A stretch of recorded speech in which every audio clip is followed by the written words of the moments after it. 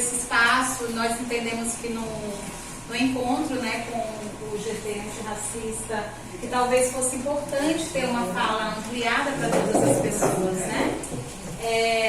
Eu sou uma trabalhadora da educação e da cultura em Campinas, trabalho na área das artes visuais e estudo e pesquiso as relações étnico-raciais, né? Estou fazendo um mestrado no Rio de Janeiro e o meu trabalho nos últimos 10 anos tem sido dar formações em escolas, principalmente da rede municipal da cidade de Campinas, né? Atualmente eu atuo em 5 escolas, trouxe inclusive uma dessas escolas como referência, que no próximo ano completam 10 anos de atividade antirracista integral, né?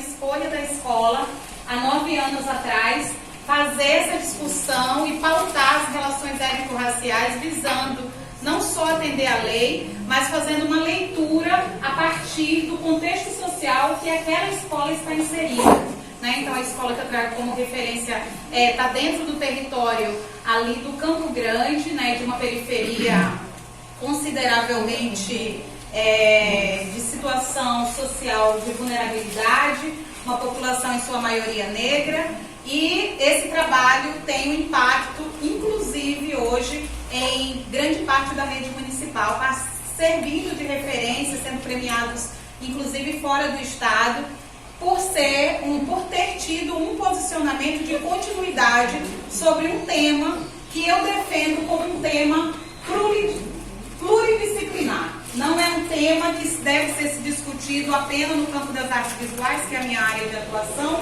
ou no campo da história, né? Que normalmente é quem assume essa responsabilidade de debater as relações étnico-raciais. Saber de vocês se há uma experiência aqui, né? Mas de que lugar, né, vocês esperam que eu possa contribuir com vocês? Porque quando eu falo para um grupo, um GT que é antirracista, são pessoas que estão visando, a partir dos seus trabalhos, construir um novo olhar.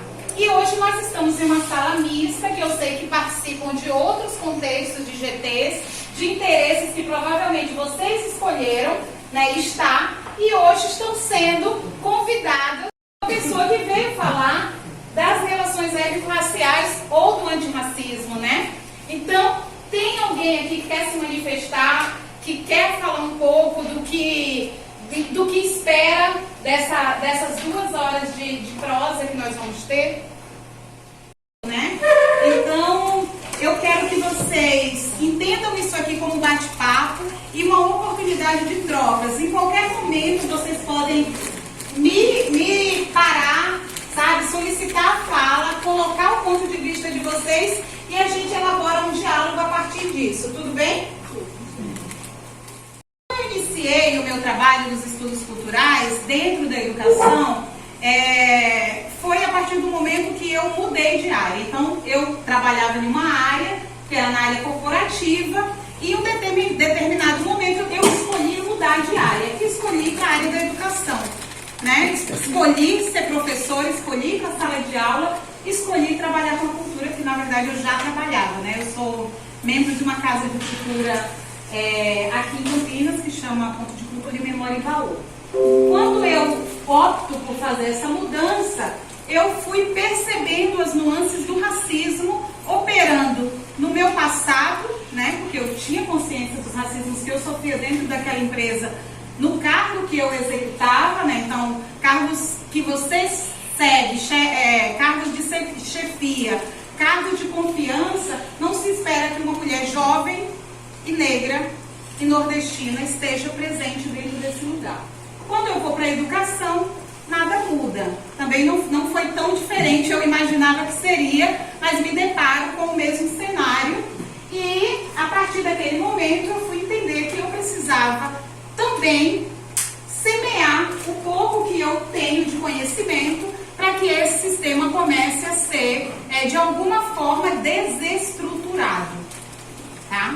A palavra é desestruturada porque existe um tal cara que chama racismo estrutural. Então aqui eu não vou pautar pessoas, eu vou pautar uma estrutura, né? Nós estamos aqui em uma sala, em formato, posso até falar aqui de roda, né? Me colocando nesse lugar e colocando a Andréia, aqui a gente está fechando um círculo. E se a gente fizer uma breve avaliação, né, desse corpo docente dessa escola, é um corpo branco, né? Então eu posso olhar aqui e facilmente dizer o número de pessoas negras. Não vou fazer isso porque eu também não sei se essas pessoas se reconhecem negra. O meu entendimento de negritude não necessariamente é o que o outro entende e é o que os nossos olhos também têm percepção, tá? E aí, o Silvio Almeida fala, né, que a sociedade brasileira, ela, em sua construção, é histórica e em sua existência, e aí ele está falando do racismo estrutural, e sua existência perpassa diversas dimensões da nossa realidade social, né? Dessa forma, ao entendermos o racismo como histórico e entranhado na realidade, é possível afirmar que as diversas disciplinas que vocês atuam, que vocês, né, passam para os seus alunos, né, que compõem o nosso currículo, a dimensão da matriz curricular, ela tem sim potencial de trabalhar este tema, que é as relações étnico-raciais. Normalmente o professor de matemática, de matemática, de química, de ciências, tem muita dificuldade de pensar como pautar as relações étnico-raciais, né? Não é verdade? Quem aí, professor de matemática, tem dentro do seu plano de aula um compromisso com as relações étnico-raciais? Que foi ensinado a preparar o aluno para aprender, né, as suas noções matemáticas, entender que esse aluno é diverso e que as relações étnico-raciais precisam fazer parte disso, porque esse aluno não é uma pessoa que faz parte de um grupo homogêneo. Então, em todas as disciplinas e em todas as áreas da sociedade, é possível se pautar uma relação étnico-racial. Bem estranho, né? Que eu tô vendo aqui que aumentou. A imagem é muito ruim, a resolução da TV é maravilhosa. Aí aconteceu isso aqui, gente, estourou a imagem. Mas enfim, aqui é um exemplo que eu trouxe para vocês de uma escola que tem práticas nas relações étnico-raciais, que escolheu fazer isso dentro do ensino infantil. Nós estamos falando... Deixar ali, ó, tá vendo aquele que saiu ali, André? Eu acho que... Aí, obrigada. Não tinha visto. Ela escolheu olhar para toda a estrutura da escola e pensar as relações étnico-raciais. Quero dizer, gente, que para isso acontecer, teve um grave caso de racismo nessa escola, envolvendo um funcionário da escola que recebeu um TAC. Eu acho que vocês devem saber o que é um TAC, né? É um termo de ajuste de conduta que o Ministério Público pode acionar. E não aciona a escola, aciona o município, tá?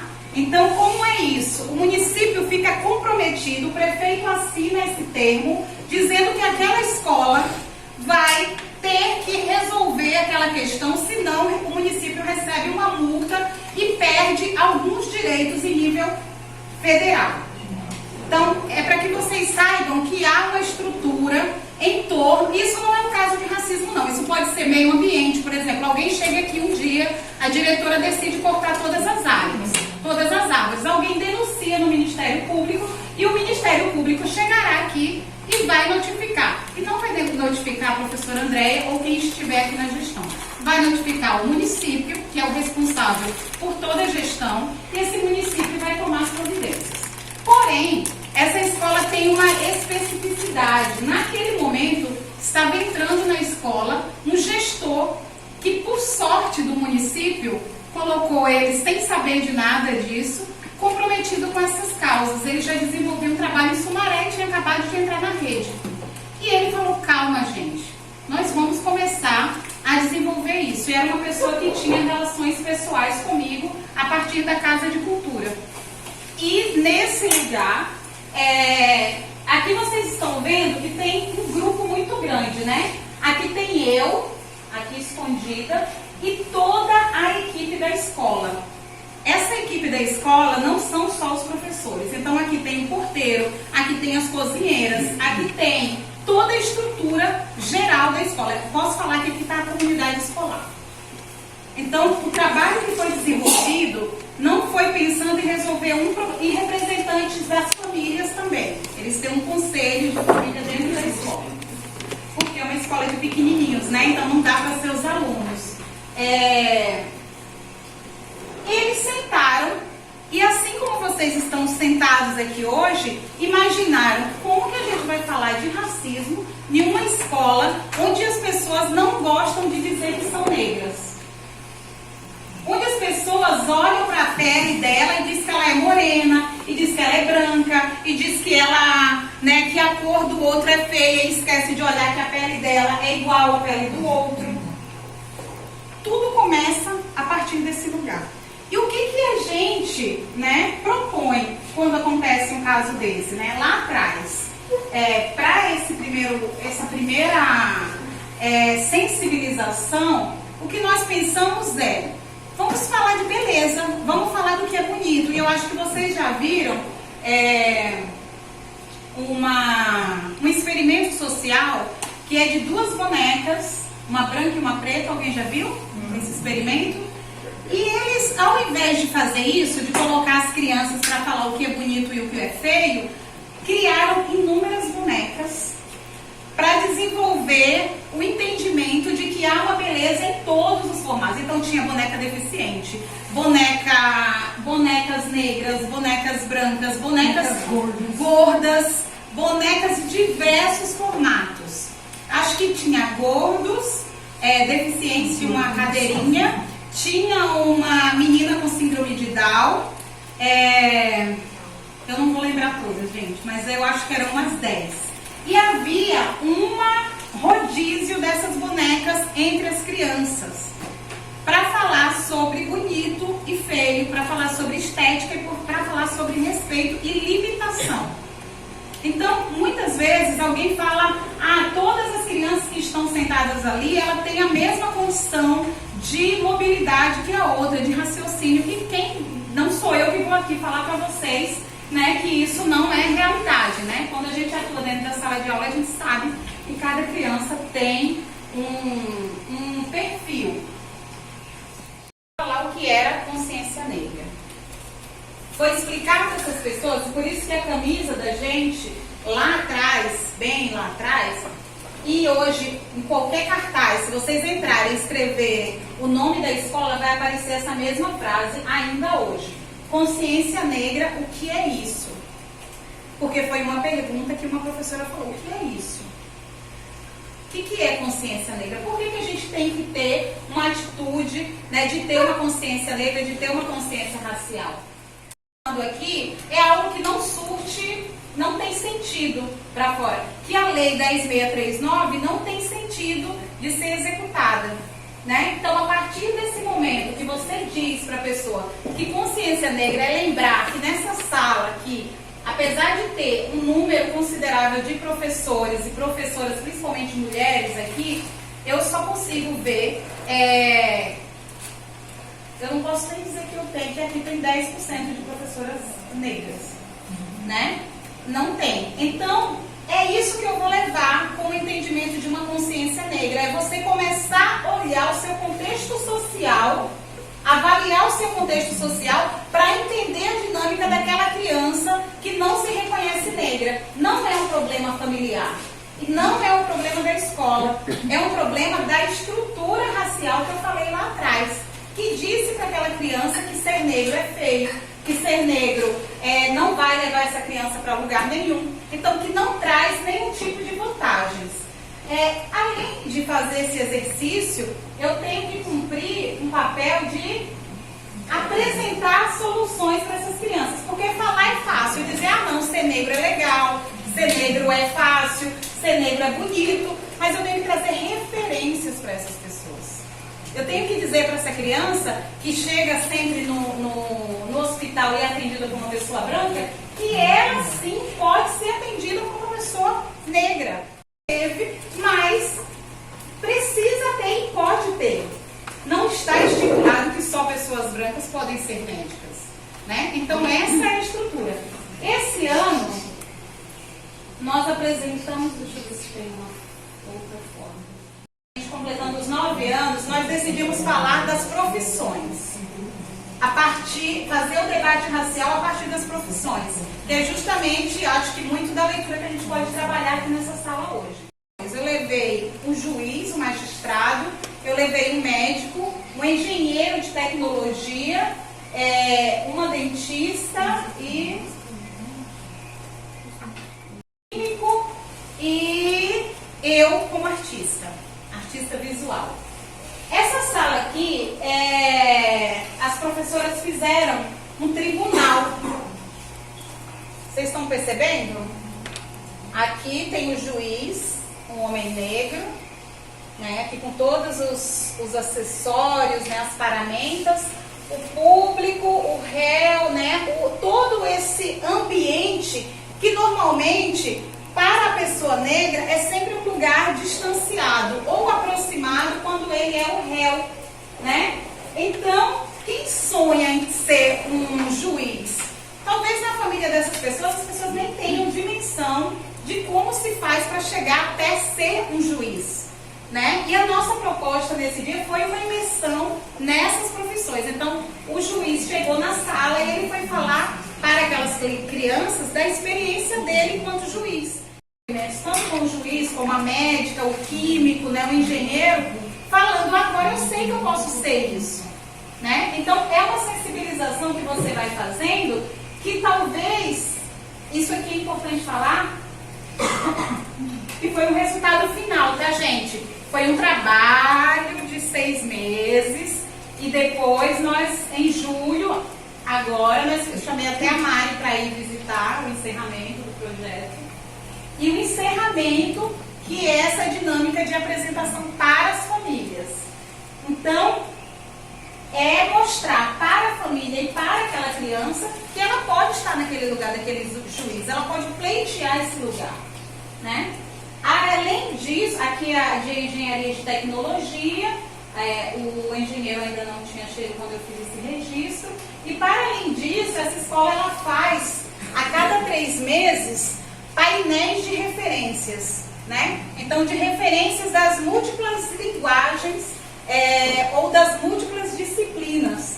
Então, químicos, médicos, professores, escritores, e vão alterando esses painéis a cada 3 meses.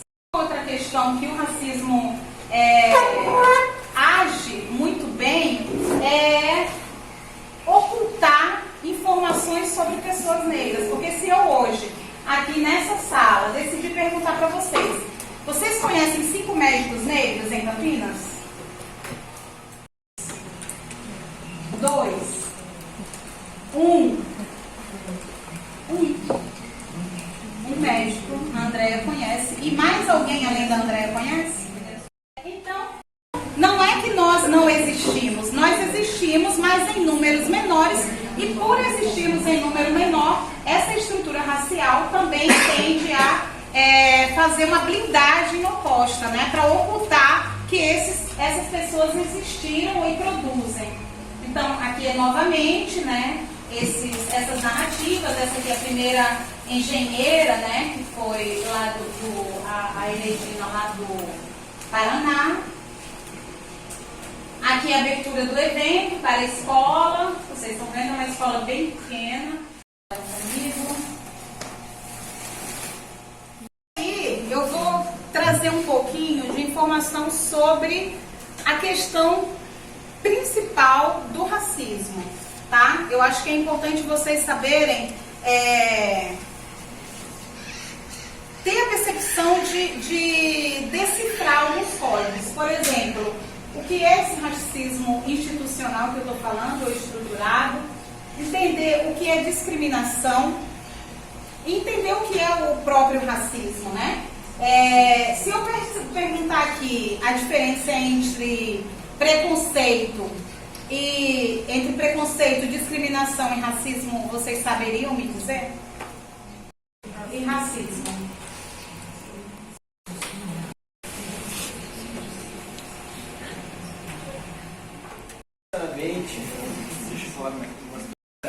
Acho que ele é agressivo no si. Preconceito é você preconcebe uma ideia. Discriminação é quando você já começa a preconceber uma ideia e colocar valor nessa diferenciação entre dois universos. Sim. E o racismo é quando entra as questões raciais e você vai admitir, né, valores diferentes dentro das diferentes raças colocadas historicamente na sociedade. Normalmente, quando há um caso de agressão a uma pessoa negra, as pessoas falam que houve um caso de discriminação racial, né? Ali envolvendo aquela questão.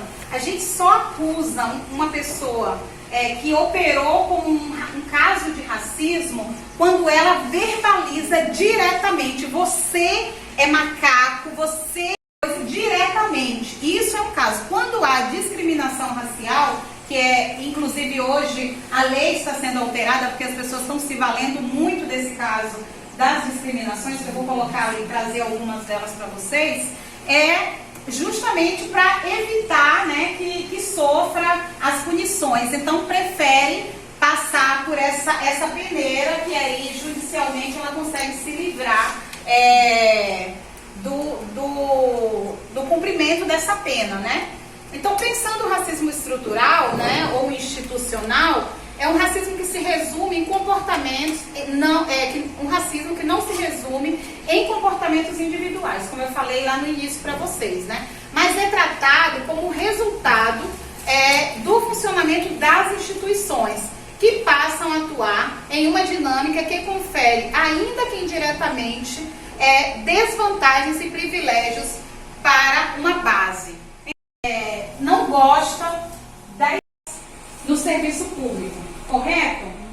Que acha, poxa, eu estudo tanto, né, para compor esse lugar.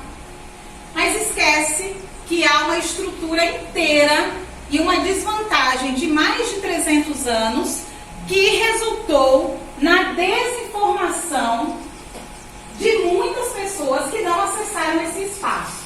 Quando essas pessoas entram, ela vai criar, nesse cenário que nós estamos vendo aqui, algo que nós chamamos de diversidade.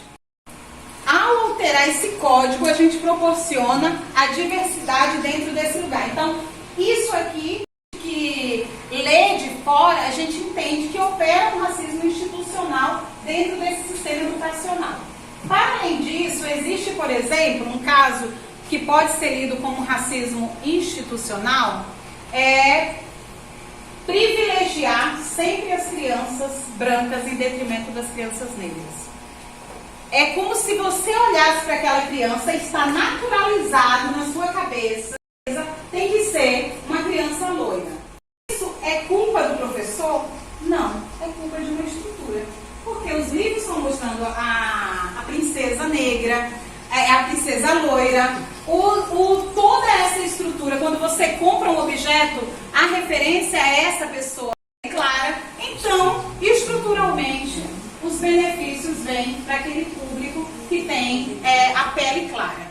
Vou falar alguma coisa em torno disso que eu estou falando, questionar minha fala. Isso é muito importante, gente. É um debate que não é a dona da razão em detrimento dos outros. É que o objetivo é que vocês possam criticar, trazer contribuições que vocês escolheram fora, para que a gente, de fato, consiga avançar. É muito o que aconteceu no João Vialta, né? Não foi fácil, por exemplo, falar para a moça da cozinha que ela precisava entender sobre racismo. E ela virou para mim e ela falou assim: eu sou negra. Nós somos negros, todas são negras.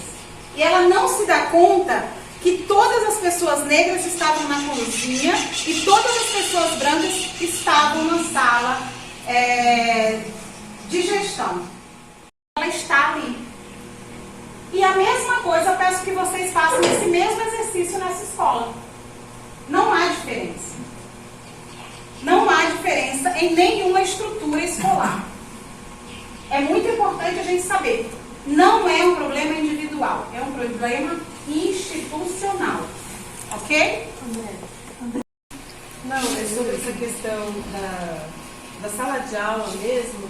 Eu acho que a gente tem que se colocar sempre a reflexão, mas o exercício de olhar para, por exemplo, quando a gente faz uma pergunta na sala, para quem é que a gente passa, quem a gente espera que responda, né? Quais as escolhas que a gente faz ali, que é o que você falou, que não é individual, mas que é de uma trajetória que a gente vive nessa sociedade estruturalmente.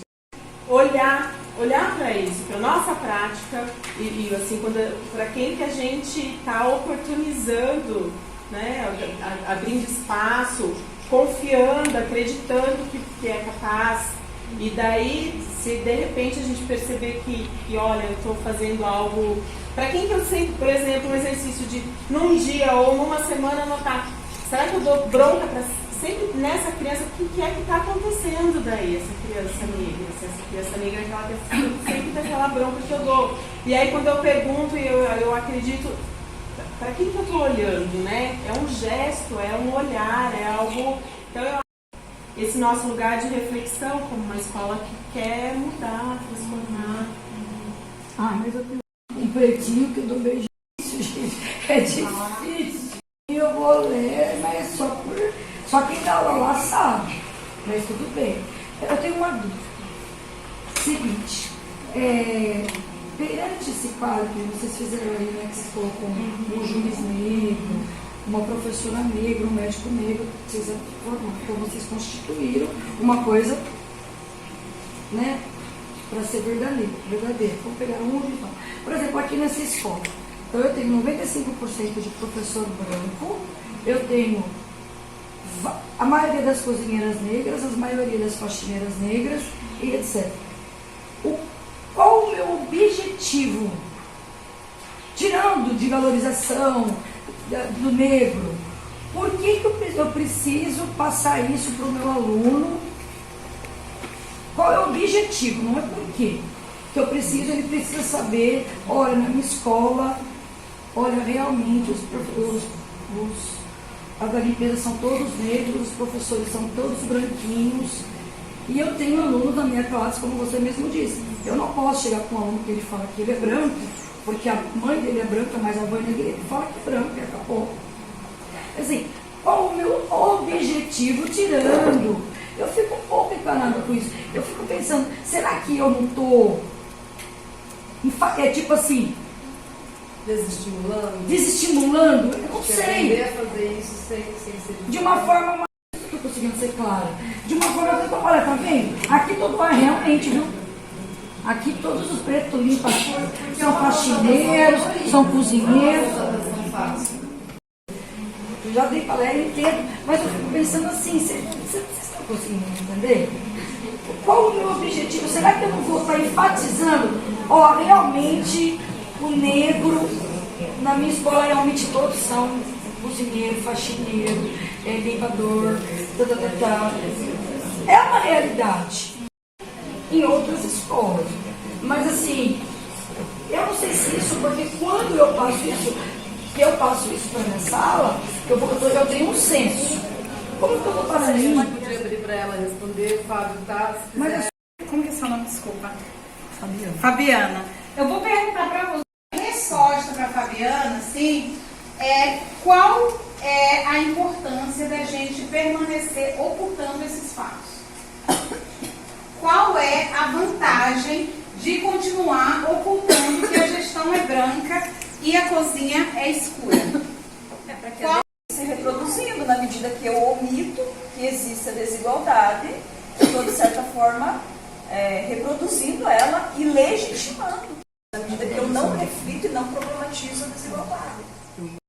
Aí eu trago a fala de novo para a Fabiana aqui para a gente. Talvez pode ser até uma comparação meio boba, mas Fábio, estava comentando com o Douglas. Você descobrir que você tem uma doença, muitas vezes ela é dolorida, muito dolorida, porque muitas vezes você começa a entender o que você vai enfrentar. Só que você precisa descobrir. Porque a partir do momento que você descobre, você começa a correr atrás do que você pode fazer para melhorar, para curar. E eu acredito que nesse sentido pode ser dolorido descobrir isso, sim, mas é necessário. Eles precisam descobrir que existe racismo estrutural, existe racismo institucional, para eles poderem combater. Mas eu não posso falar, tá falando para mim que ele não é negro. Eu não tenho. É por isso que é um racismo estrutural. Eu não posso chegar com um aluno que fala para mim que ele é branco. Ele fala que ele é moreno, claro, e acabou. Só passar. Eu queria pôr uma reflexão. Essa questão do racismo estrutural, os professores de geografia, trabalho em grupo de geografia há bastante tempo, muito de história, a gente sempre trabalhou essa questão do racismo estrutural. E sobre racismo estrutural, eu dou aula no 8º e 9º ano. É uma coisa que eu trabalho muito com ele. Sempre que eu posso, essa questão de levantar, de falar sobre os funcionários, os professores, de falar quantos médicos negros você já foi. Isso é uma coisa que acho que no debate do grupo de Geografia e História já está bem, assim, até consolidado, né? Mas essa semana a gente começou a debater, pensar aqui em alguns professores sobre a partir de que momento, e é uma dúvida que a gente tem mesmo, que uma criança, ela descortinar isso, ela entender isso, ela é capaz de lidar com essa informação sem que isso seja prejudicial até para ela mesma, para a autoestima e tudo mais. Porque, por exemplo, como você passou aí, levamos um juiz negro para conversar sobre a profissão. Legal. Levamos um médico negro para conversar sobre a profissão. Legal.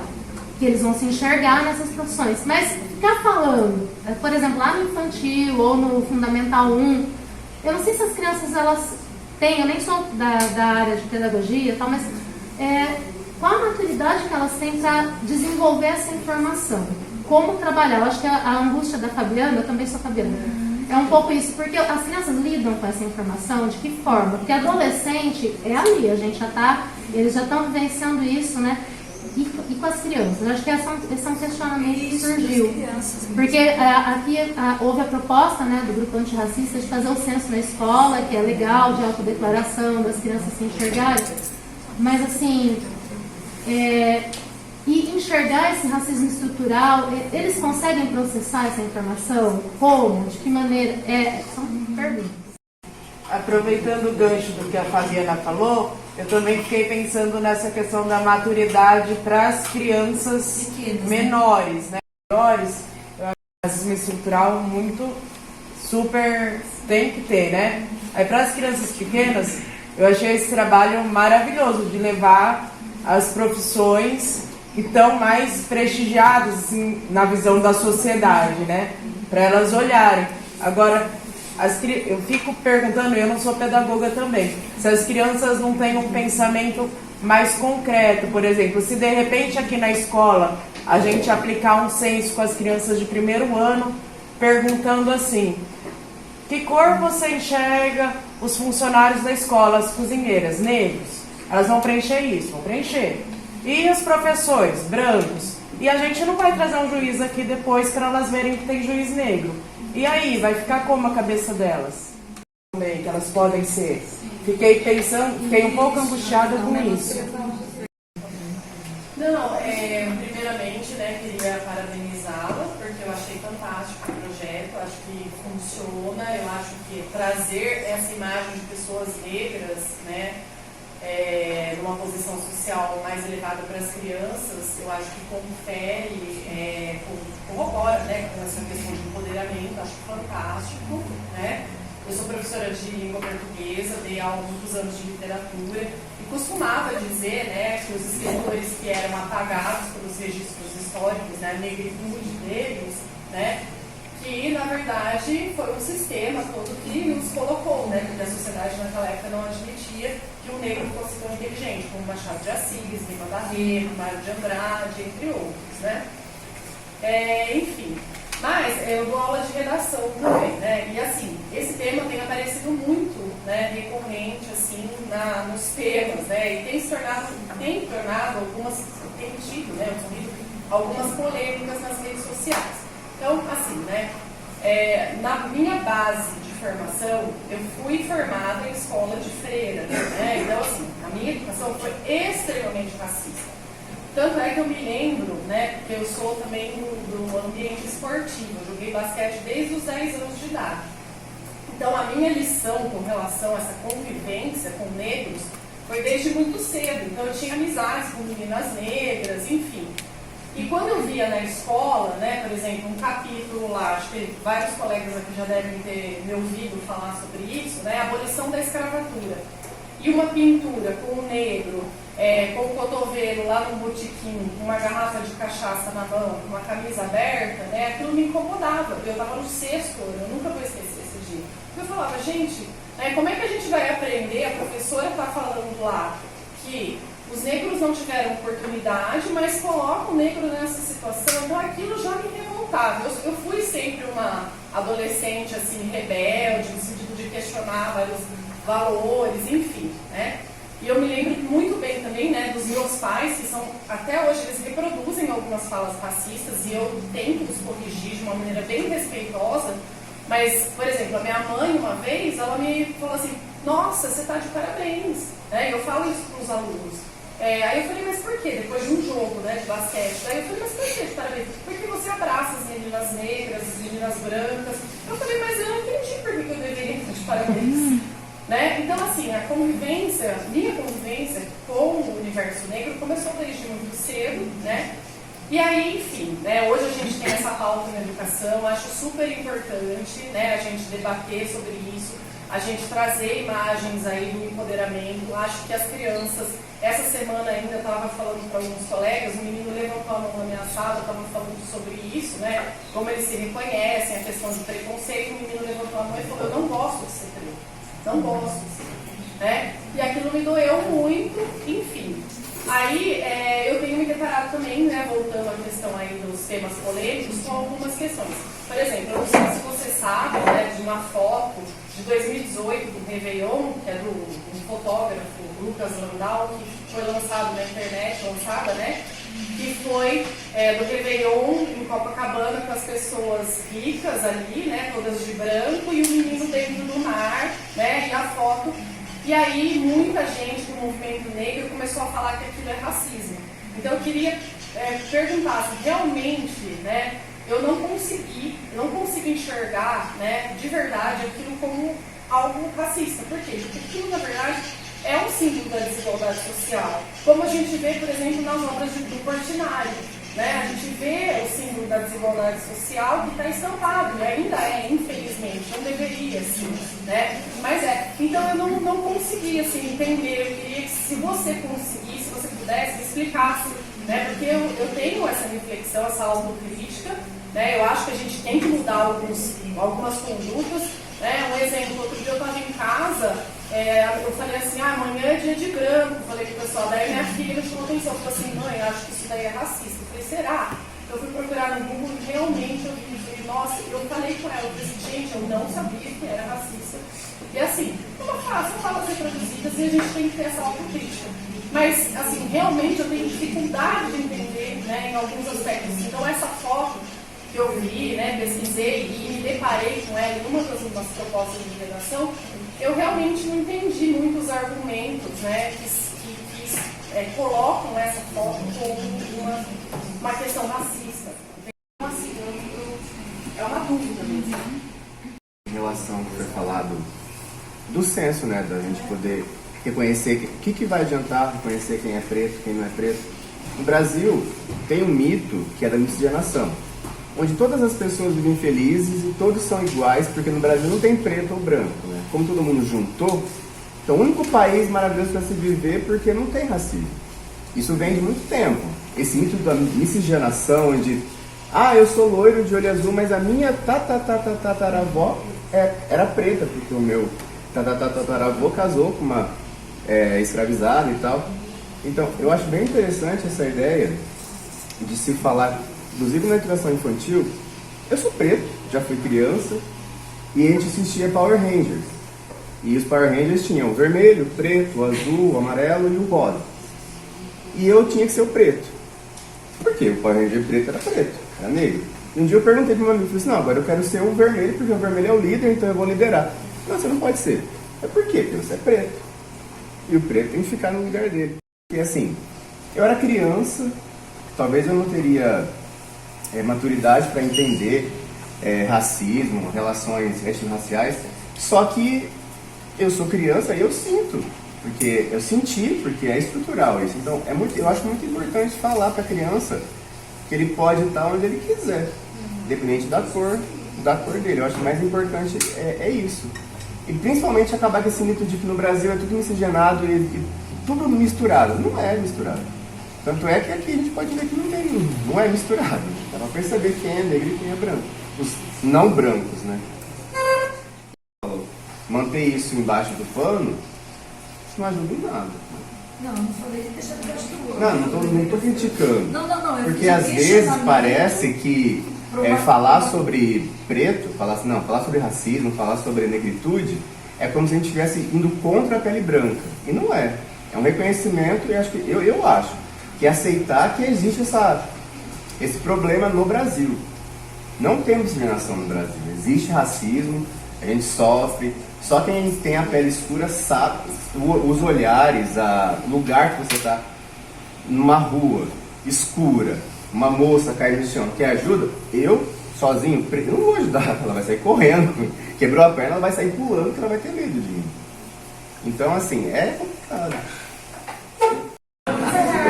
Pra chegar bem quentinho pra você. Meu Deus, eu tô até com medo depois de Aqui no espaço pedagógico, o TBC aqui do grupo, a gente está assistindo a palestra do Silvio Almeida, que é a história da discriminação racial na educação brasileira. E antes a gente também leu a Djamila Ribeiro, que é o Manual Antirracista. E nos dois casos eles colocam, como pessoas negras intelectuais, eles colocam que a racialização, eles entenderam o que era ser negro quando eles entraram na escola. Que na vivência familiar, a questão do outro, o ser negro como outro, não existia. E é na escola que eles têm esse primeiro contato. E aí eu queria retomar a fala do Luciano, que essa forma de estrutura que oprime um grupo social, um grupo étnico social, nesse caso, o negro, ele existe na sociedade. E se ele existe na sociedade, já é motivo suficiente para falar sobre ele. E aí a questão, né, que se coloca então a criança está ou não está preparada para falar sobre isso? Poxa, ela experiencia isso na vida cotidiana dela, então ela tem um contato com isso. Não adianta dizer a gente não falar sobre isso, não vai livrar a criança da relação onde ela está inserida. O que é uma possibilidade da gente fazer para dar mais ferramentas para essa criança, inclusive se movimentar dentro dessas estruturas e dessas formas de opressão, qual é o papel da escola, que é fazer com que a criança crie ferramentas cognitivas para compreender o que acontece no nível estrutural, no nível mais profundo, onde as coisas operam. E aí, então tem uma questão, talvez o aluno no primeiro ano não consiga, no primeiro ano, fazer um uso da informação tal ou da informação não tal. Mas como o Luciano lembra do Power Ranger do primeiro ano que ele brincava, de alguma forma essa informação vai ficar introjetada dentro da criança. E pode ser que em algum outro momento do processo de ensino-aprendizagem, ela resgate esse dado, ela resgate esse processo de aprendizagem que ela foi construindo. Só para jogar mais apimentado para não ficar tão fácil, o Walter Benjamin, falando sobre a história, ele falava que o papel da história, não falando mais especificamente do historiador, é resgatar as experiências, as lutas da população, principalmente dos trabalhadores, mas da população oprimida como um todo, e também resgatar as formas como essa opressão opera. Mas ele não vai falar isso especificamente só para trazer a coisa boa, quando ele está falando de resgatar lutas, resgatar tradições, resgatar experiências, ele está valorizando isso. Mas quando ele fala sobre resgatar as formas como essa opressão se opera, ele está falando isso a partir de uma perspectiva de despertar nessas pessoas oprimidas o ódio e o espírito de sacrifício para superar essa opressão. Então eu acho que nesse papel, eu brinco muito com a pedagogia do ódio, porque eu defendo a pedagogia do ódio. Mas eu acho que o ódio ele é pedagógico. A pessoa se sentir extremamente incomodada com como a opressão opera, vai fazer com que ele tenha um start, um movimento à força, excessivo, de luta, de sacrifício, para romper com essa opressão como ela opera. Então, pega aí. Talvez eu não tenha complementado mais uma coisinha. Eu, de maneira alguma, sou a favor de acortinar o debate e não falar sobre racismo no primeiro, no segundo, no terceiro ano. Eu acho que tem sim que falar sobre a questão racial, falar sobre racismo, só que acho que tem que ser de uma maneira mais lúdica e apresentando outras coisas. Só tenho a dúvida da questão de trazer os dados nus e crus ali, entendeu? Aquela constatação. Essa é a minha única dúvida. Dos empregos, dos trabalhos, eu particularmente, minha visão política e econômica, eu gosto, e aí que eu vou entrar ainda no problema, tá? Por enquanto, só para dar uma abertura. Eu acho que todos os trabalhos, eles devem ser valorizados. Eu acho que deve diminuir a diferença dele. E aí que eu acho que entra, talvez, o problema no sentido de dificuldade, né? No sentido de desafio. Como trabalhar também essa questão sem cair naquele erro de forçar uma aceitação por parte de quem está no outro. Então ele fala, não, você tem que lutar por valorizar seu trabalho. E o trabalho dele é o trabalho que ele está se ferrando. Sabe? Tem esse risco. E que não é bom também. Porque da mesma forma, não, olha como tem pessoas que chegam e viram uma Beyoncé e etc. Mas, calma. É esse valor que eu quero... Porque isso daí é um valor neoliberal super forte.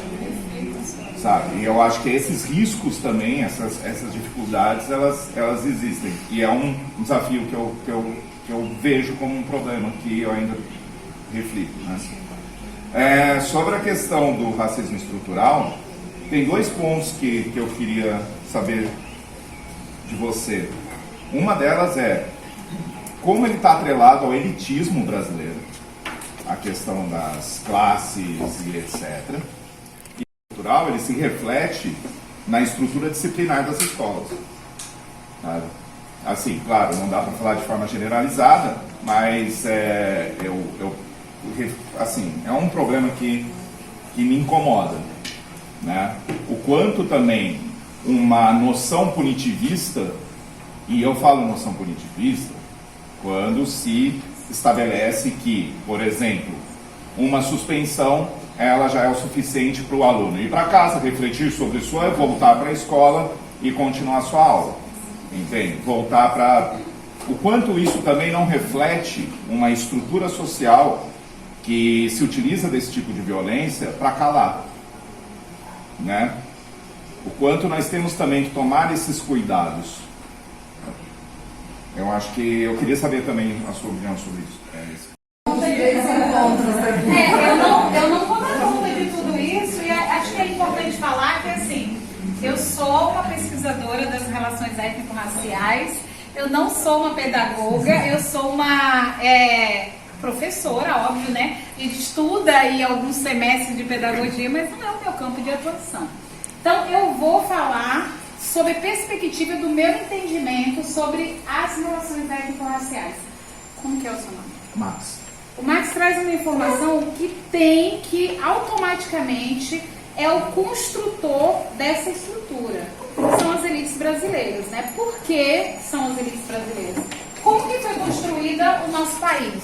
Foi um país basicamente construído a partir da colonização e exploração de mãos de obras indígenas e africanas. Quando se rompe isso, quem são os trabalhadores que vão operar nas bases para continuar alimentando esse sistema, recebendo o mínimo? Continuam sendo os ex-escravizados ou os descendentes desses ex-escravizados. A formação foi 1900, eu não vou ter o número exato, mas se eu não me engano, foi autorizada as pessoas negras, eu acho que talvez o Roberto me ajude, o ano que as pessoas negras tiveram o direito a entrar em uma sala de aula, não tem 70 anos.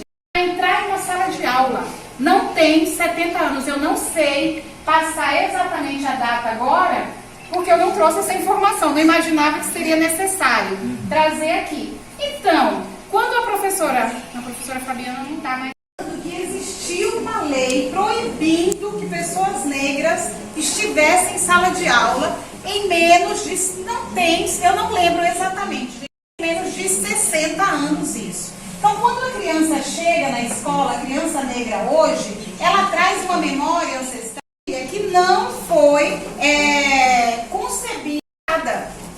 Quando as pessoas negras são lidas como pessoas agressivas, marginalizados dentro desse contexto, é um contexto histórico de defesa, porque aquele corpo nunca foi para essa situação que ele está operando agora. Não é para eu, Andréa Mendes, me tornar, a minha profissão antigamente, né, há 10 anos atrás, eu sou da área de tecnologia de informação, fui executiva de uma multinacional. Aqueles homens brancos lá imaginavam que para eu chegar naquele lugar, alguém me bancou. Eles não estavam em uma universidade pública, eles não sabiam a luta que eu fiz para poder ocupar aquele lugar. Então, o tempo inteiro, você imagina que aquela mulher não ocupou aquilo porque ela tem competência para estar aqui. É porque alguém cedeu aquele espaço para ela. Então, quando eu estou com o Max, pensando nessa lógica dessa estrutura. Então, o Brasil é concebido neste contexto elitista e vem se constituindo, se fixando até hoje. Então, isso está posto. A educação não foi para nós. A educação não foi para nós. O dentista não foi para nós. Quantas pessoas negras, ainda hoje, acessar um consultório de odontologia para tratar? E naturalizaram, porque era prática, dentro do tempo escravista, retirar os dentes dessas pessoas. Retirar os dentes para elas não serem seres violentos, para não se defender diante de suas agressões. Então, as pessoas negras, e aí eu vou falar pensando, eu sou uma mulher nordestina, pensando no Nordeste, muito comum você ver pessoas com próteses dentárias. Muito comum e naturalizado que tudo bem usar prótese dentária, então deixa os dentes apodrecerem, retira todos no SUS e ganha uma prótese e coloca na boca. Isso é naturalizado em diversos espaços. Então, por que eu estou trazendo essa informação para esse contexto aqui? Porque algumas informações que vocês foram me trazendo são informações naturalizadas. O que o Fábio traz aqui em um determinado momento, que ele fala, não dá para a gente não descortinar. Porque é muito comum a gente, de fato, vocês estão na zona de conforto de vocês. Vocês vão poder sair daqui, vão para casa de vocês, no contexto social de vocês, ninguém vai imaginar que vocês são os bandidos, que vocês são as pessoas que vão operar de forma cruel com a sociedade. É confortável manter o sistema como está. Agora, para aquela pessoa que foi oprimida, que viveu 300 anos, esse contexto social, que herdou esse lugar, ela precisa abrir, sim, os olhos e entender que a estrutura posta é essa. Dói e dói muito. Né? Eu tive a sorte de nascer em uma família que não precisou vivenciar isso, e isso foi natural. Então, precisou dizer, você é negra, olha, você precisa alisar esse cabelo. Na minha família não aconteceu, porque eu venho de um contexto de família de movimentos sociais. Então, a minha existência sempre me disse, eu sou uma mulher negra. Então, não tenho problema quanto a isso. Mas, todas as outras pessoas têm. E vai chegar na escola e vai fazer o quê? Não, eu não sou negra, professora. E você vendo o cabelo dela, você vendo a cor da pele dela, ela vai olhar para você e vai dizer, você é negro. Não é o papel do professor chegar e dizer assim, você é negro. Não é papel de professor, nem meu, de apontar o dedo para o aluno e dizer, você é branco ou você é negro. Não é o papel disso, porque quando você faz isso, você desumaniza. Você tira o direito daquela pessoa de ser o que ela quiser. Agora, o que... Deixa eu passar a palavra para você, senão eu não... Tá. O que acontece, gente, com o sistema, o que aconteceu nessa escola, eu mostrei para vocês a última ação. Vocês lembram quantos anos eu trabalho nessa escola? 9 anos. O ano que vem completam 10 anos. É aqui em Campinas? Lá no Campo Grande, chama Escola 6 João Vialta. Se vocês entrarem no Instagram, vocês vão acompanhar todo o trabalho desenvolvido por eles. É importante falar para vocês que esse foi o 9º evento e o tema foi trabalho. Não tinha outro tema. Nós trabalhamos identidade, nós trabalhamos valorização territorial. O primeiro ano, inclusive, o primeiro ano, que não tem fotos aqui do primeiro ano foi território. O primeiro ano foi o ano das bonecas, que eu falei para vocês, e território. Que não é porque ela mora numa comunidade, a comunidade não é importante. É assim que a gente conquista uma emancipação de uma pessoa. Não é apontando o dedo para ela e dizendo você é isso, você é aquilo, ou chegar na cozinha e dizer, olha aqui, ó, todos iguais a você. Ou apontar o dedo para a sala de gestão, ou para a sala de vocês, dos professores, e dizer, são todos brancos. Não é essa prática. Essa prática é desumana. Essa prática não é nem para adulto e muito menos para criança. O que nós estamos falando, que está operando em torno disso daqui, é esse cara. É esse cara aqui. É um racismo institucional, estruturado, que foi feito justamente para confundir vocês aqui. É por isso que a Fabiana olha para essa criança e pensa, como que eu vou falar para essa criança? É melhor eu esconder? Não é doloroso eu mostrar para essa criança que nós somos brancos e que a cozinha é escura? É uma prática, gente, que precisa ser particular, que precisa ser algo que a gente decida assumir. Não é algo que seja fácil para vocês entenderem que uma prática antirracista depende da construção de formiguinha de cada um de vocês. Mas vocês estarão remando contra um sistema que lá fora é inteiro focado em dizer que aquela pessoa não presta, que aquela pessoa é bandida, que aquela pessoa é incapaz, que aquela pessoa é violenta, tudo de ruim, que aquela pessoa não tem condições de ocupar esse lugar que vocês estão aqui. Né? Então é muito importante que a gente entenda isso e não oculte. Uma das coisas assim que eu gostaria que vocês entendessem, que não tem por que ocultar esse cenário. O que a gente não pode é agir de forma violenta. Isso eu acho que os pedagogos sabem, a gente chama de educação violenta. Não é a prática, entendeu? Isso de uma forma violenta. Essa é a minha preocupação, eu faço um senso. Como que eles vão ver isso? Nossa, meu medo é esse. Sim, são práticas. Não é esconder, jamais. Sim, são práticas que precisam ser afinadas para que não cheguem nesse lugar. Aí eu ainda trouxe aqui, deixa eu ver se eu lembro aqui. Por exemplo, gente, eu não vou dizer aqui, trazer para vocês propostas curriculares, mas eu trouxe alguns exemplos, né? Passo para vocês. Eu acho que a Alberto trouxe essa questão da proibição de usar calçados, e isso bate muito forte, sim, na gente, porque essa semana a gente teve um aluno que se recusou a descer para se alimentar porque estava descalço. E aí, eu não sei se a Mary quer falar mais, mas eu acho que isso é muito forte, gente. Então, quando a gente recebe as mensagens falando quem tem tênis em casa, traz, isso é muito sério, né? Isso acontece aqui. E aí, assim, e a gente está debatendo o racismo estrutural.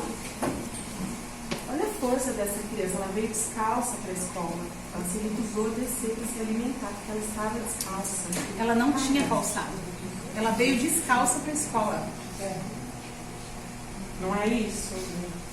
A gente fica... Ah, é para familiar, né? Porque ele recebeu vários tênis, aí já cai na parte familiar. A Camila já deu vários tênis no começo do ano, quando tinha tênis. Eu já trouxe tênis para ele. Então, eu sei que não é isso que você está falando, mas eu estou falando... Não, eu estou falando que também a gente está fazendo a nossa parte. A realidade vivida dessa criança. Então, hoje ele veio com os tênis novo. Quem trouxe esse tênis para ele? não podemos negar o que aconteceu. Que Não é culpa de ninguém, mas esse né? caso Olhar do com José é desde o sensibilidade primeiro pra ano. isso. Você dá blusa pra ele, ele pede. Eu dei uma escova de dente novinha pra ele, Eu não ele sabia que era pede. o José. Eu dei a escova de dente pra ele, Ninguém ele tinha pede. dito. E tipo assim, não é o José. Eu tenho vários alunos brancos que são como o José também. Entendeu? Só que eu falo pra ele, não é porque ele é preto que ele não precisa cuidar das coisas dele. Da mesma forma que eu cobro o branco, eu tenho que cobrar o preto. Ou ele pode perder tudo que ele ganha, tá tudo certo, ele pode fazer. Não, ele tem que saber cuidar das coisinhas dele. Eu dei uma escova pra ele na segunda, na terça ele falou que tinha perdido. Eu acho que o caso do José, eu nem sabia que o Não José é era só o caso do José aqui, gente, porque eu acho que tem um problema. Né? Eu acho que tem um problema nesse caso, que talvez a gente possa olhar para a condição do José e imaginar que o José é uma criança lá de 133 anos atrás. É aquela criança que saiu do contexto de escravização e foi morar com o pai e ganhar uma liberdade. Uma criança pequena ganhou liberdade, que ótimo, né? A escravização foi para o mundo. Essa família do José. A mãe do José trabalha como faxineira. O pai do José trabalha como pessoa que vai prestar serviços nas plantações, ok? O José fica com os irmãos. O José fica com os irmãos, fica brincando, né? Ali no quintal ele não trabalha. O José não trabalha, apesar de, naquele período, as construções sociais permitiam que o José fosse usado como mão de obra, ok? Eu acho que no tempo de hoje não existe mais isso, né? Não tem crianças que fiquem sozinhas. Então, é para a gente refletir que contextos sociais implicam diretamente na condição do aluno dentro. Não significa, professora, não é um enfrentamento querendo debater com você, porque eu não conheço o José, mas eu estou debatendo o contexto social. Eu vejo há 3 anos. Eu não conheço o José, não conheço a família do José, não sei se a mãe do José fica com o José o tempo inteiro em casa, não sei a condição social dessa mãe, psicológica dessa mãe, mas o José tem um problema. E o problema do José implica diretamente na relação dos professores e provavelmente dos alunos. Então não dá para olhar para o José e imaginar que o José é o aluno problema. O José é o aluno desafio dessa escola, como era o Aleph.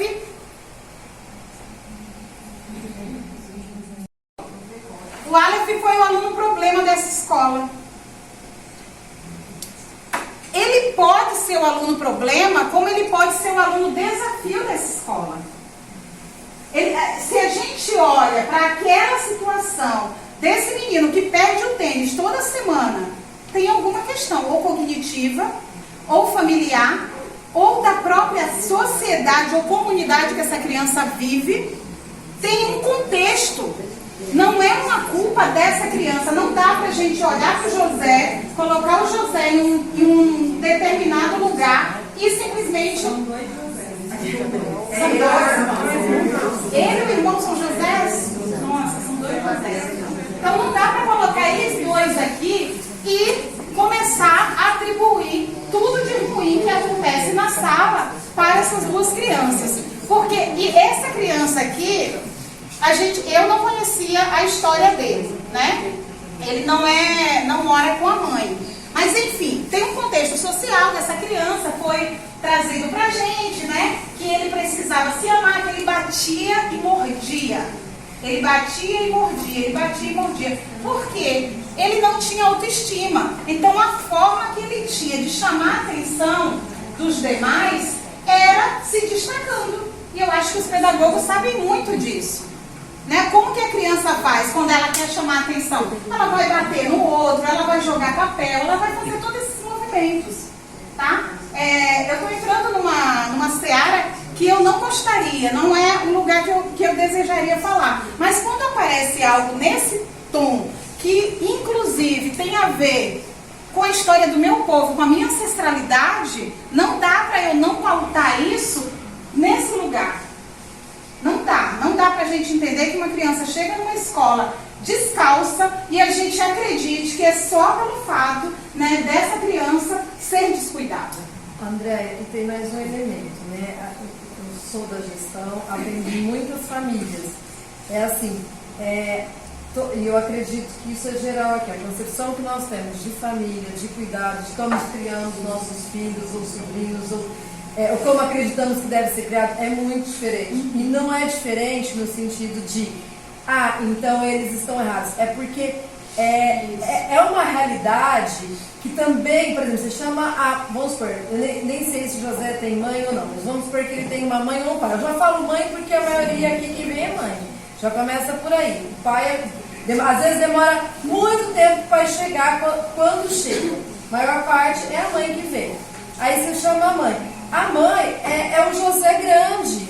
A mãe é o José, vivendo tudo que o José vive hoje, só que numa idade maior. Então, o que acontece? É uma história de desigualdade social gigantesca e que não teve, nessa estrutura familiar, um cuidado, não se aprendeu isso. Então, por que a família não ensina a cuidar? Porque não aprendeu. Porque não tem onde guardar. Se for o José que eu estou pensando, um dia ele chegou aqui e falou assim, abriu o portão, não era nem dia de aula. Chegou mais cedo, só falou assim pra gente, eu quero dormir. A gente arrumou um colchão e pôs ele pra dormir. Agora, pensa você recebendo uma criança que só diz assim, eu quero dormir. Mas você não, me mandaram sair da casa, porque a mãe saiu às 5 da manhã, com quem ele mora, e ele teve que levantar. Se tem aula, se não tem aula, não tem problema, vai pra escola. E aí, um dia na Nova Jerusalém, eu fui lá e estava deitado na rua. Então, assim, quando a gente chama os familiares, quando a gente chama... É uma estrutura que a gente fala, nossa, essa criança ainda consegue muito. Porque é uma criança que ela não está sendo ensinada. E ela não está sendo ensinada não é porque a família é ruim, é porque a família também não aprendeu. Vocês conheceram a Cauane aqui, gente. A Cauane tinha uma história super difícil. A Cauane tinha um filho. O que a Cauane conseguiu aprender com a mãe dela? O que o filho vai conseguir aprender com... Então, e o filho dela já vai estar numa escola assim como ela esteve. E a realidade que ele vive é semelhante à que ela viveu. Então, a reprodução de vidas assim, que são muito... O Arroio tem uma expressão que eu não me recordo, mas é assim... não adianta também culpabilizar a família. Né? Porque são famílias que vivem às vezes abaixo da linha da miséria. Então, assim, e não é só a fome que passa, tem uma série de coisas que nós tivemos a oportunidade de aprender, porque isso também é oportunidade, e que eles tiveram. Então, o jeito de criar, o jeito de educar, o jeito de conversar. As mães saem de casa e, às vezes, eles não veem os familiares, eles passam o dia inteiro. Eles saem daqui e vão para Nova Jerusalém, da Nova Jerusalém vão para casa, você fica na rua. É assim, então assim, não, eu não vou entrar assim. Eu estou falando que ele é muito bem acolhido por mim, inclusive para os outros professores. A gente não está duvidando de Deus. E eu acho que não é pessoal, eu acho que as famílias não é uma, não são duas. Nós vivemos numa comunidade em que muitas têm essa situação. Então, é uma situação de que a criança não traz de casa essa autonomia e esse ensinamento, e muitas vezes a família também não consegue passar isso, porque é outra realidade que é vivenciada. E que, infelizmente, a gente nem imagina como... É tão difícil que a gente não consegue nem ter ideia, às vezes. Olhar como um caso estruturante.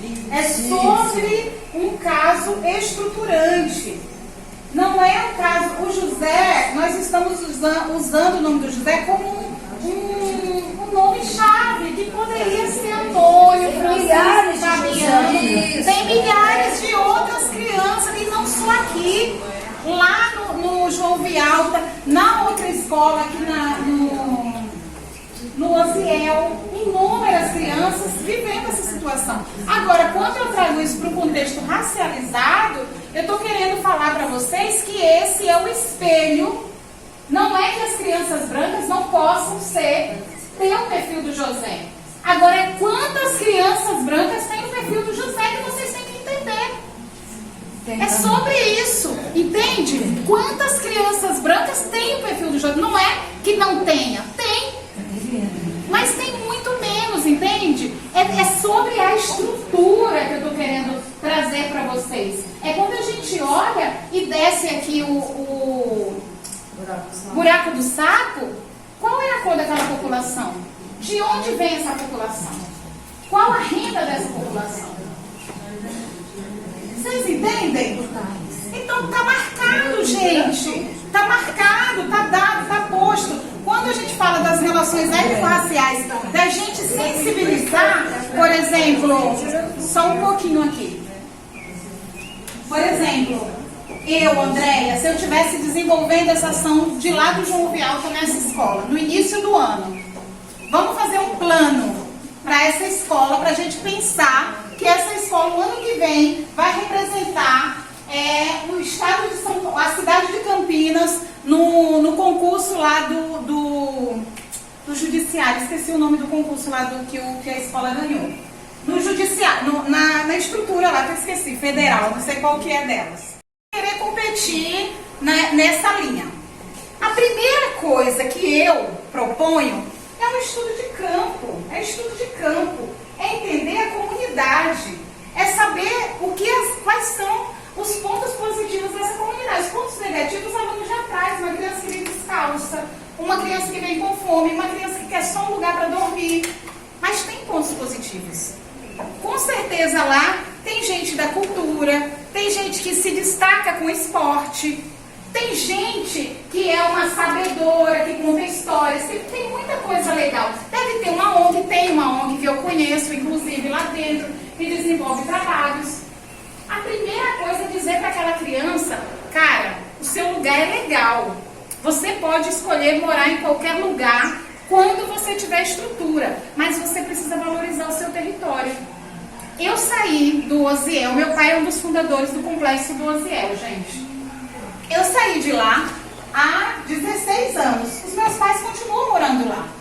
E quando eu falo para fora, quando eu estou fazendo qualquer trabalho, me apresentando aqui no Brasil, fora do Brasil, em qualquer lugar, eu faço questão de dizer que eu venho de uma comunidade no interior de São Paulo.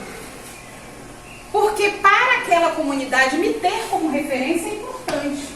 Saber que eu saí daquele contexto social. Eu não sou uma pessoa que vivi miséria, porque o meu pai foi para ali num contexto de liderança. Mas eu vivi todas as privações de quem começa um processo de ocupação. Então, de necessidades das mais básicas, necessidades sanitárias, de viver em casas que eram um cômodo, dividindo tudo aquilo. Então, eu tenho essa experiência em mim. Eu tenho preconceito de quando eu saía, quando eu cheguei da Bahia aqui, eu tinha 17 anos e eu tinha curso técnico em informática. Eu fui dar aula em uma escola que chamava SOS Computadores. Eu chegava lá com os pés sujos e o pessoal falou, a professora acabou de chegar da roça. As pessoas me zoavam, os alunos aí reclamavam da minha voz, da minha entonação. Então é um contexto hostil para quem mora dentro desses espaços. Quando ela sai, a mãe do José, que eu estou falando do José aqui, mas que pode ser qualquer um, que ela vai procurar emprego, vocês acham que é confortável para ela dizer que ela mora no buraco do sapo? Apesar de ser a maior parte da mão de obra que provavelmente nutre os condomínios, os shoppings e todos esses lugares do entorno. Isso é racismo estrutural. Isso é racismo estrutural. A gente precisa da mão de obra deles, mas ao mesmo tempo a gente os criminaliza. Você entende? Que estrutura ordinária que a gente vive? Um pouco assim, acho que devendo alguma informação, sabe quando a cabeça vai e volta e não sei se eu fiquei devendo alguma informação aí pra vocês. Fiquei? Mas tranquilo. Só Não. que quando você se organiza, a visão do Império, ele viu o ingresso de negros e leprosos na mesma emenda, com as palavras, e a Constituição do Império vai até 1890. 1891 só que era alterado. Essa é a ideia que a professora sobre eu achei bem interessante, porque não é uma coisa individual, é uma coisa bem coletiva. Tanto é que teve uma regularização aqui do entorno, né, que eu acho que tem o buraco do sapo. As famílias vieram retirar as escrituras, ganharam os terrenos. Só que teve gente que não foi contemplado. Então, aí eles estão com medo de quem não foi contemplado ser tirado daqui por conta do empreendimento que vai ser feito. Em relação ao empreendimento também, nós temos só que tomar cuidado, porque essa questão da posse, ela também pode estar dentro da noção de empreendimento. Porque tem muitos locais que a empreendedora ela chega e oferece um valor, uma quantia alta para... exato. E aí você facilita para que de uma forma legalizada determinadas famílias mudem daquele espaço, sabe? Então também tem que tomarmos um pouco de cuidado, porque esse empreendimento aí, ele vem já do governo do Jonas, já tem o estudo de como vai afetar essa região desde o governo do Jonas. O Jonas já começou entregando esses espaços, né? E ao mesmo tempo agora o Dário está terminando isso. Então tem coisa a mais que muitas vezes não chega muito no nas nossas noções, mas é importante também pensar a respeito. Alguma coisa eu acho que seria bem importante assim, para a gente ir devendo alguma informação da foto. Você consegue abrir para mostrar para todo mundo? Deixa eu ver se eu consigo. Você lembra o nome que está lá?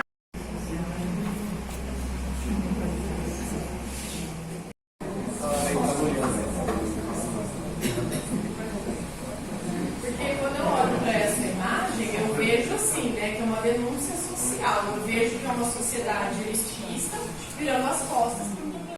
Mas você entendeu uma estrutura que é a estrutura do racismo. Você entendeu isso? Está posto. A foto denuncia isso. Ela é uma foto denúncia. Entendeu? Não é nada além disso. É isso que é a estrutura racial. Institucionalizada, data certa.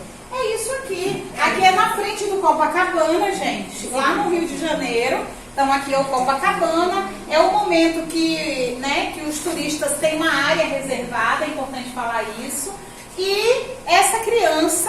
É como se essa criança furasse a bolha e aparecesse bem na hora da foto.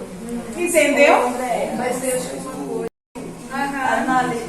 Bem pequenininho ali, ó, na legenda, parece que a mãe denunciou, fez um BO porque... Por conta da imagem dele. Aí eu estou supondo que ele não pediu autorização para os responsáveis para tirar foto. Aí o que eu fiquei pensando? Eu dei um curso ontem no SESC falando sobre representação. Essa invasão ética da fotografia. Isso. Aí é um outro sentido. E aí tem o lance de usar o negro como objeto de fetichismo. Né? Então, isso é um lugar complicado. Para ele eu não preciso pedir autorização. Não precisa. Então, mas vamos pensar que não. Vamos pensar que não. Na imagem, o que a gente lê é a informação de um corpo negro. Não posso dizer que eu, Andréa Mendes, que estou pegando essa imagem agora, posso afirmar, porque ele não está carregando nada. Ele é uma criança que está no mar. Correto? Eu li foi pago para fotografar o evento. Isso, mas... Isso. Agora o fotógrafo fotografa uma criança, desfoga todo mundo e desfoga a criança. Imagina, ele ia fotografar o grande. Da UFRJ, ele se sentiu no direito de pegar a foto da criança negra e tatuar no braço dele e falar sobre aquilo como se fosse algo extremamente normal. Agora imagine você se ele faria isso com uma criança de outra pessoa, expor essa criança, né? Porque aí tem a questão da exposição. Vocês aqui podem tirar fotos das crianças e divulgar na internet? Não existe. Mas foi em torno de representações. Então, quando lá no início, né, da construção social do Brasil, o que acontecia? O Ferrez, o Debré, reproduziam pessoas indígenas e negras para divulgar lá fora, vendia os grandes pôsteres. Até muito recente ainda se comprava, né, esses pôsteres. E tudo bem. E a minha problematização foi em torno desse lugar. Eles me pediram para fazer uma visita guiada à ocupação que eu estou fazendo no Osiel, uma ocupação artística, né? E eu falei, tudo bem. Agora nós temos que assinar um termo que não pode ter registro de pessoas. Se você desejar fotografar uma cena específica, você vai negociar com aquela pessoa a imagem dela. Eu não me responsabilizo com a imagem exposta do outro. Então, o festival é muito doce e eu participo do festival, né, do meu trabalho artístico, mas não permito. Esse é um lugar que eu não permito. A minha ética pessoal e profissional não permite o uso da imagem do outro, seja um adulto ou seja uma criança. Principalmente os corpos vulnerabilizados, né? Esses corpos que vivem nesses lugares periféricos. Porque normalmente quem vem de fora tem medo daquelas pessoas, mas acha bonito. Não é verdade? Vocês já perceberam que tem gente que tem medo do mendigo, mas fotografa o mendigo e acha legal a foto. Tem gente que tem receio de entrar dentro de uma periferia, mas se eu chamar para ir fazer uma visita guiada, entrará e achará lindo, fotografará tudo e não se dará conta, não terá o cuidado adequado de reconhecer, né, que está lendo aquilo ali sem fazer um mínimo de criticidade, né, da diferença social de quem está lá e dele, né? Eu acho que esse é o ponto que a gente tem que chegar. Nós temos que ter uma leitura crítica, né, social. O racismo que eu estou falando aqui é num contexto social, é no contexto da nossa vida. E aí, só para encerrar, gente, eu gostaria de dizer... Estou encerrando já. Eu gostaria de falar para vocês que o contexto da escola, ela pode sim ter ações que informem, que sejam afirmativas. Cumpridoras da Lei 10.639 e muito mais que cumpridora da Lei 10.639 é ser uma cumpridora de ações que estejam comprometidas em romper com esse sistema. Tem muitas formas e eu não vou conseguir trazer para vocês todas essas formas, porque são formas que é do nosso dia a dia. O que está acontecendo com uma criança que o tempo inteiro tira nota baixa em todas as disciplinas, o que é esse contexto social que envolve esse corpo negro, tá? E entender, novamente, que crianças negras são vulneráveis e crianças brancas podem ser vulneráveis. Agora, o que acontece? É o índice. Talvez a matemática ajude bastante a gente ter essa percepção, tá? É esse índice que faz toda a diferença. É quando a gente vai olhar para o quadro social que estamos vivendo dentro do nosso contexto escolar. André, a desigualdade social que você menciona e o termo sistema que você usa, o nome desse sistema é capitalismo? É modo de produção capitalista?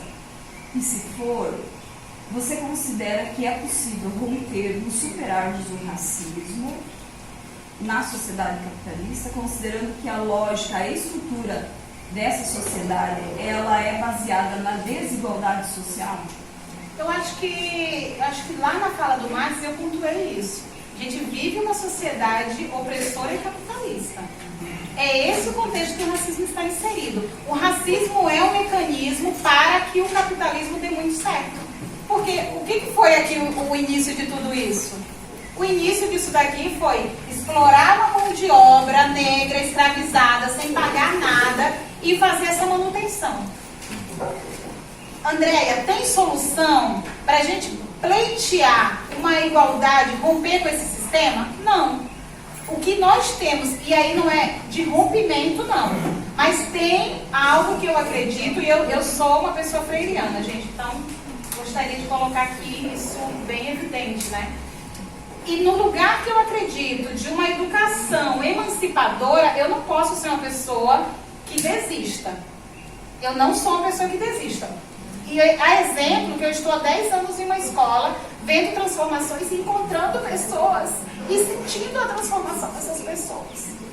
Então eu acredito que o nosso trabalho é de formiguinha. Isso que eu estou fazendo aqui hoje, vindo aqui falar com vocês, eu faço há 10 anos. E eu escolhi fazer isso aqui. Se isso vai afetar 5, 2, 1, 10.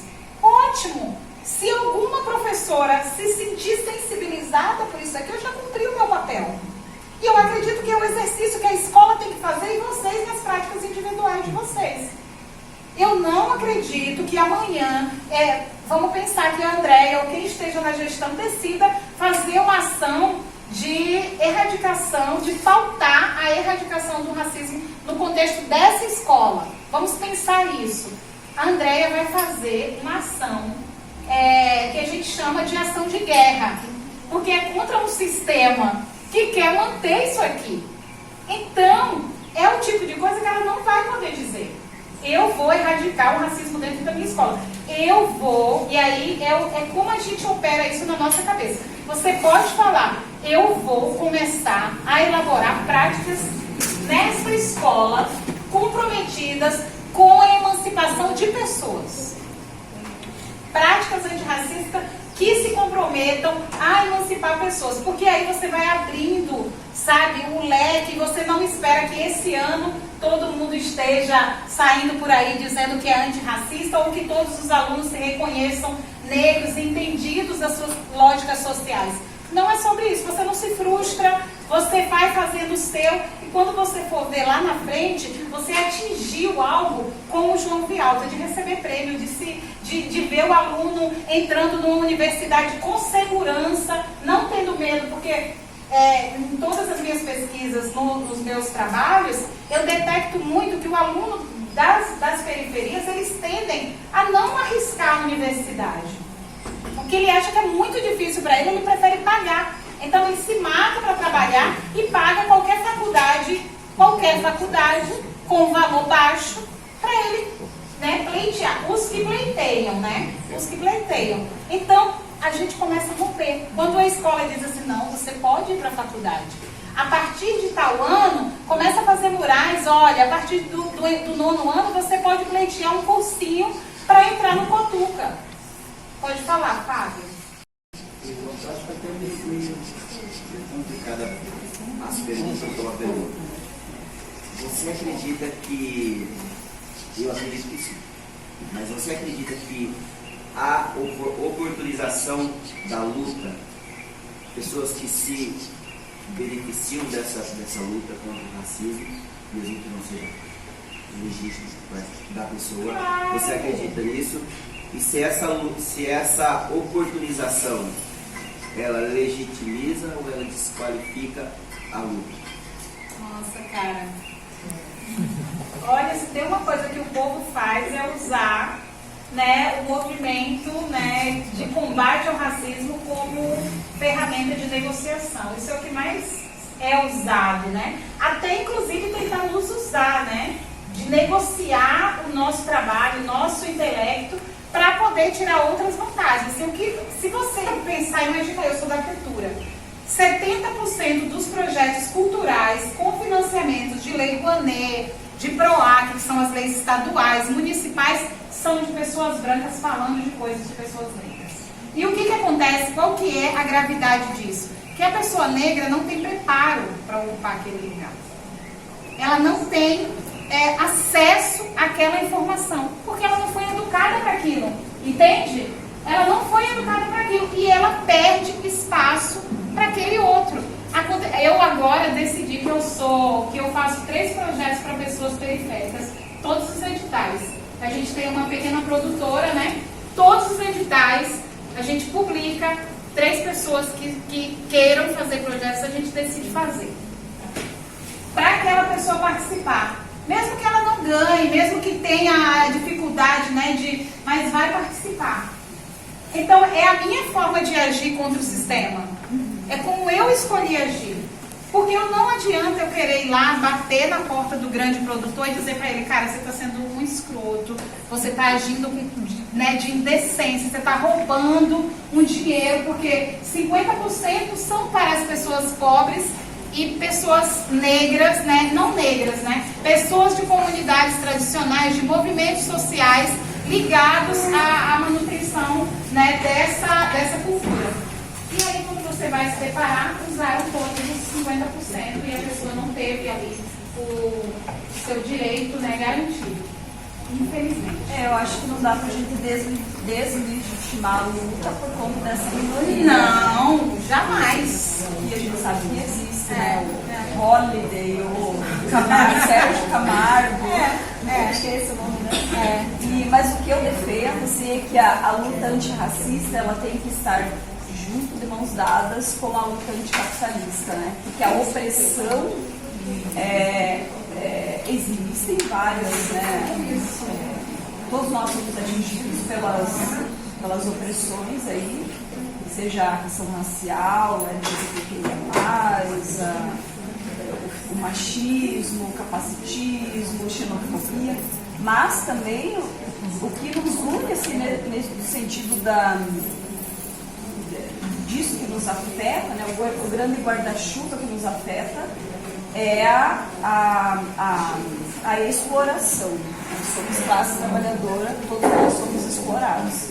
Então eu defendo essa união da luta antirracista junto à luta anticapitalista. Essa aqui é possível na medida que a gente diz que é um sistema que está dado, sempre foi assim, sempre irá ser. A gente está dizendo que não há outra alternativa, está naturalizando algo que é humanamente possível de ser superado. Eu acho que é isso. Eu não atuo diretamente pautando a luta anticapitalista, porque para mim ela é a mesma coisa, sabe? Quando eu penso que existe uma estrutura como essa aqui, eu não posso pensar que não é o sistema capitalista criando os seus tentáculos, entendeu? Exato, entendeu? Gente, eu acho que já deu a hora aqui de vocês. Eu queria aproveitar assim para agradecer a possibilidade de um diálogo. Eu acho que foi muito enriquecedor para mim, inclusive, né, nesse primeiro contato com todos vocês que não são do grupo antirracista principalmente, né, de se abrirem, de poder trazer aqui os incômodos de vocês, as angústias, né, porque eu sei que são muitas mesmo, não é fácil, e é isso, a culpa disso não é de vocês no campo individual, é muito importante vocês terem consciência disso. Agora, obviamente, que ao mesmo tempo, cada um de vocês compõe um rizoma que é capaz de alterar esses códigos ou manter. Ok? Então é a escolha de vocês que vai garantir a manutenção ou não. É isso, obrigada.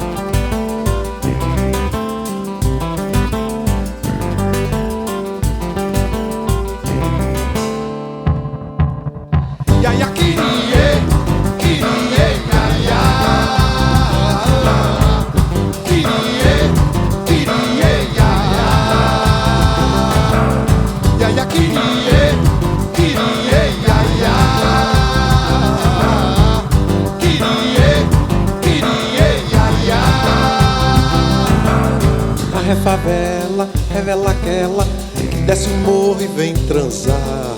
O ambiente efervescente de uma cidade a cintilar. A favela revela o salto que o preto pobre tenta dar quando se arranca do seu barraco pro bloco do BNH. A refavela, ó, como é tão bela, ó. A refavela revela a escola de samba paradoxal. Brasileirinho pelo sotaque, mas de língua internacional. A refavela revela o passo com que caminha a geração do black jovem, do black Rio, da nova dança no salão. Hey! Kirie, kirie, ia, ia. Kirie, kirie, ia, ia. Kirie, kirie, ia, ia. Kirie, kirie, ia, ia. A favela revela o choque entre a favela, inferno e o céu. Baby blue rock sobre a cabeça de um povo chocolate e mel. A favela revela o sonho de minha alma, meu coração. Minha gente, minha semente, Preta Maria, Zé João. A favela, oh, oh, oh. Como é tão bela, como é tão bela, ó. A favela, alegoria, elegia, alegria e dor. Rico brinquedo, samba enredo, sobre medo, segredo e amor. A favela, batuque puro, de samba duro, de marfim. Marfim da costa, de uma Nigéria, miséria, roupa de cetim. Hey! Kirie, kirie, ia, ia. Kirie, kirie, ia, ia. Kirie, ia, ia, ia, ia, ia, ia, ia, ia, ia, ia. Kirie, kirie, ia, ia.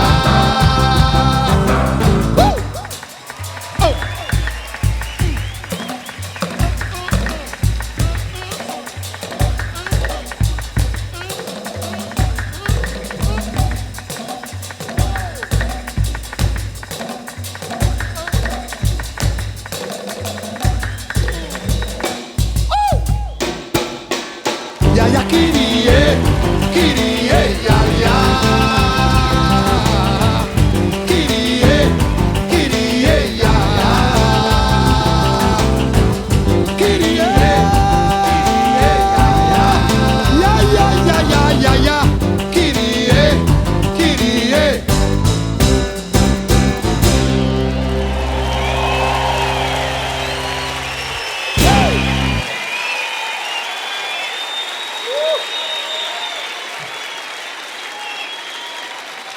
Muito boa noite, Rio.